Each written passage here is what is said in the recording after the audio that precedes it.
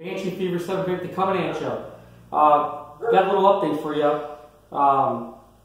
You remember, if you guys have been following up with my build and some of the videos, the previous videos, you'll see that I had an issue with my battery. I built a custom bracket. You can see here, this is what's left of it. The actual box, it's gone. It fell off. The battery it actually sheared off right here where you can see this rough cut. I had it all chromed out and everything, but I think the gauge of steel I used was too thin. So I had it here because I'm trying to balance out my ATV. You know, the engine's off to the side a little bit, so now I'm adding weight to this side. So I chose this location for the battery to balance out my weight.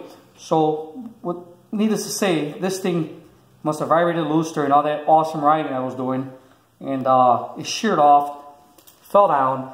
The box came off, hit the wheel, hit this, flew up in the air, and it's what I thought was a rock. So this thing was dangling. Now, this battery I had in there for about a season, and as you can see the marks there? See where it's all chewed up? That's where the chain was kind of chomping on, and nothing leaked out, so I'm assuming it's still pretty sealed up. But I'm thinking from all the banging around, they may have caused the battery to short out or cause the damage. But, you know, I got this one from Walmart, and it's a 12 series battery, and that's what's required for the ZX7R. Okay, that's Kawasaki requires that for this engine.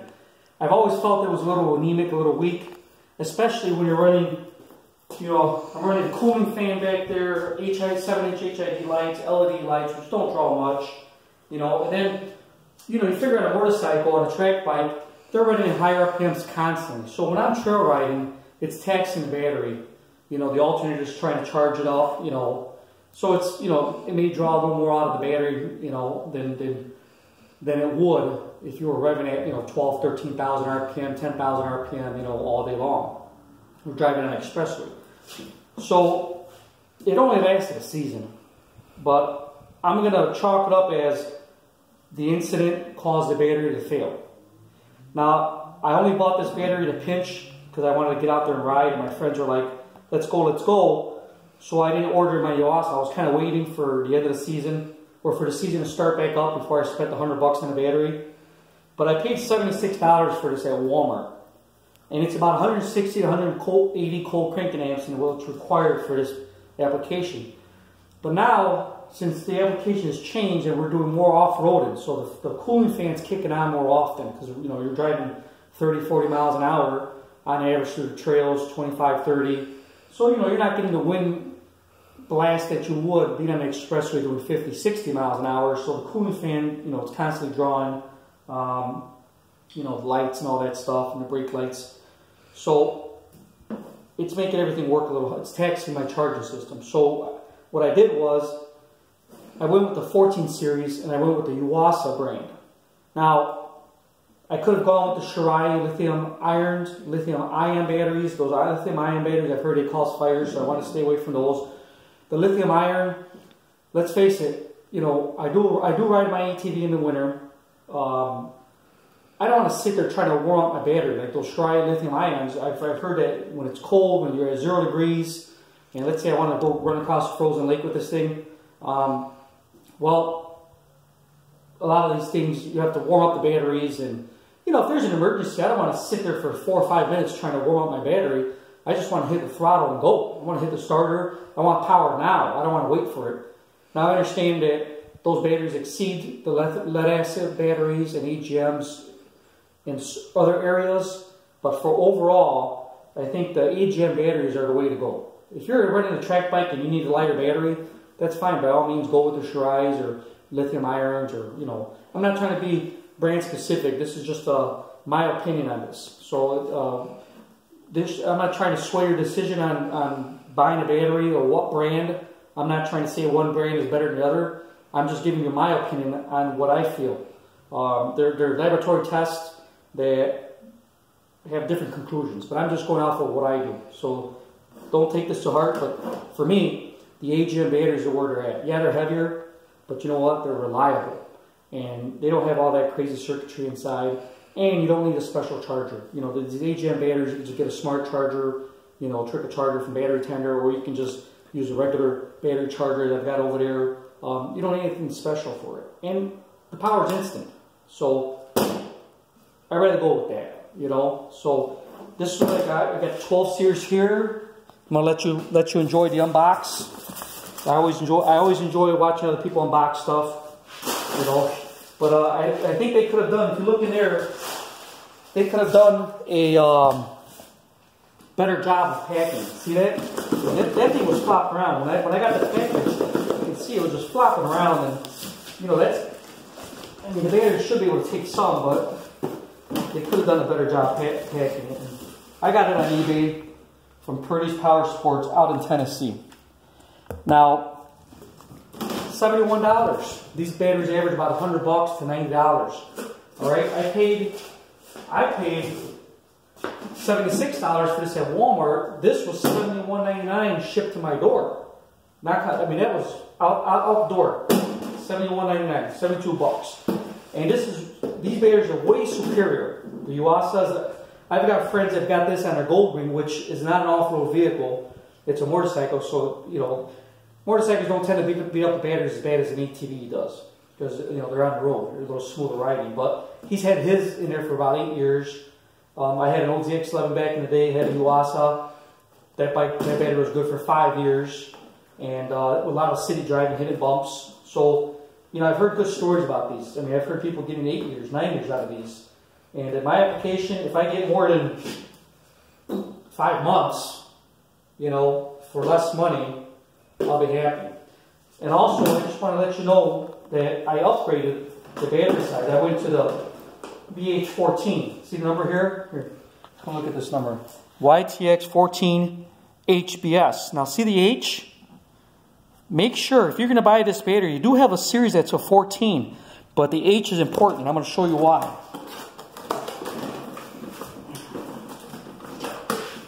Let me show you why here in a second. I'm trying not to make this video too long. See, that's how it comes packaged. Nice little instructions. And I'll tell you what, there's a lot of people that complain that say, hey, I want to buy a battery that's already got the electrolytes in there, you know, this and that and this. Well, that's fine, I get it. But when you buy it and it's already got the electrolytes in there, it's already been activated, how long has it been sitting on the shelf? It may have been sitting on the shelf for 3 months, 6 months, maybe a year. So you've already lost a year's worth of service off that battery. And, you know, a sitting battery is never really a good battery. So I rather do this, you know, and when I'm ready to start riding it, you know, as you can see, I've still got some things I'm doing to it. So why put the electrolytes in there? So when I'm ready to start riding this thing, then I'll put my electrolytes in there come spring, or if I want to ride this winter, which I don't know if I'm going to be able to get any riding done this winter in the ice. But when I'm ready, the battery will be ready. So I like this. You know, you got to wear gloves and some glasses so you don't get stuff in your eyes. But as you can see, you know, remember YTX 14BS. Now the H is this right here. All right. So if they don't have an H, it's not going to have the high performance. The high performance one is built, from what I understand, a little bit better. Okay? It's just a little more durable. So, and I don't know the specifics, but I know there's a difference between the H, regular one, you know, which says super sealed, and then a high performance one. So here you go. Just want you to look at that one more time. And it is an AGM battery, as you can see. AGM battery. And maybe, you know, there's something about the high performance. There's something in there that gives you more power faster. Like I said, I don't know specifics. I'm not going to pretend like I know. But I know that this is as good as it gets. That's it. You know, I've read the reviews and from my experiences in the past and friends of motorcycles, that this is the best you can get. Without going lithium ion. And like I said, those batteries have a lot of hang-ups, so I'd rather just stay away with that and know I've always got power. Now here's the size difference. As you can see, it's a little bit bigger. See that?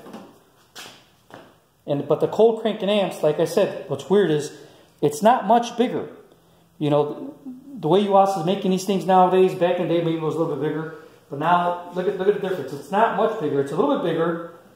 But you've got an extra 100 cold cranking amps. you know, or at least another 80 cold cranking amps, and a battery that's superior. This is just a great battery. So there you go. See, the terminals are the same, positive on the left, negative on the right. And what I may do is make a video. The next video will be of me building a bracket for this. Like I said, this is a huge battery for an ATV. And I'm not gonna lie, for an ATV, that's a big dang battery. Usually, these batteries run on Suzuki King quads and the 700s and 1400cc Kawasaki Ninja street bikes. The ZX14 runs this. The Honda Goldwing GL1500 and GL1800 6-cylinder, uses this battery. So if it's good enough for those monsters, I know it's going to be good for my little 750 4-cylinder. So, and just to show you the comparison, here's a battery out of an Outlaw, Polaris Outlaw IRS. So it's a 9 series. So you can see, I could have gone with something like this, and I bet you the lithium ion batteries are a lot smaller than this. It would have been easier for me. The Shirai battery, believe me, I was going to pull the trigger on it, but after I read the reviews, I said, you know what, I want the cold start capabilities. I don't want to sit there warming up the battery. That's just all there is to it, you know what I mean? So, like I said, those are superior in other ways, but I don't want the fuss. So, there you have it, Banshee Fever 750. That's the updated battery. 240 cold cranking amps. You can't beat that on an ATV. 240 cold cranking amps. So a little overbuilt, a little heavier, but reliable. Banshee Fever 750. I hope this helped you out. Don't forget to subscribe, rate, pass the word around. These videos, if they help you, that's great. When you're building a street bike powered ATV, nothing scripture. You got to fill it out. Any help you get will, I'll tell you what, any help you get is going to be a blessing. Because I'll tell you what, I was hard pressed to find how to help. I had to search the forums. A lot of this was research and development, me figuring things out, getting little bits and pieces from rally pages and stuff like that, rally cars, websites and all that kind of good stuff. But anyways, hope this helps you if you're building a street bike powered ATV. This is my trail rig. I'm not sitting here just racing in a straight line. This does it all. This rides with the family, rides with friends. It'll shoot up a hill. It kind of just does everything pretty good, and it's unique. So there you have it.